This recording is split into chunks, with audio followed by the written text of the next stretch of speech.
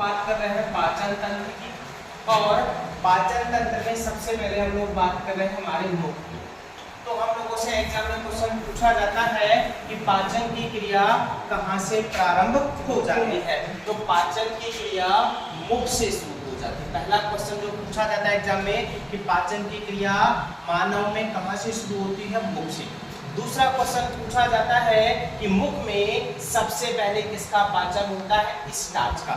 मुख में, क्योंकि हमारे मुख में कौन सी ग्रंथियां पाई जाती हैं, लार ग्रंथियां। हम लोग आगे बात करेंगे कि लार में एक एंजाइम पाया जाता है टाइनिन, जो स्टार्च को किस में बदलने का काम करता है, माल्टोज में तोड़ने का काम करता है। तो पाचन की क्रिया कहां से शुरू हो जाती है, हमारे मुख से।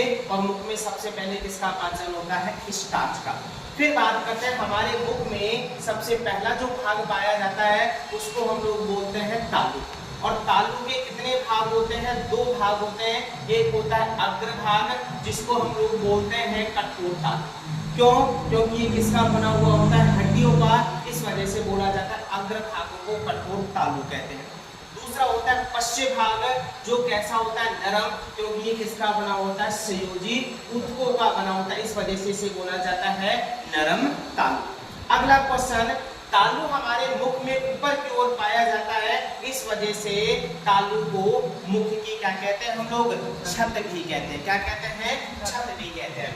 अगला क्वेश्चन हम लोगों से पूछा जाता है कि शाकाहारी जो जीव होते हैं, शाकाहारी जीवों के कठोर तालु में एक अंग पाया जाता है जिसको बोलते हैं जैक बसन। क्या कहते हैं, जैक बसन। और जैक बसन का कार्य क्या होता है, भोजन की गंध का ज्ञान कराना।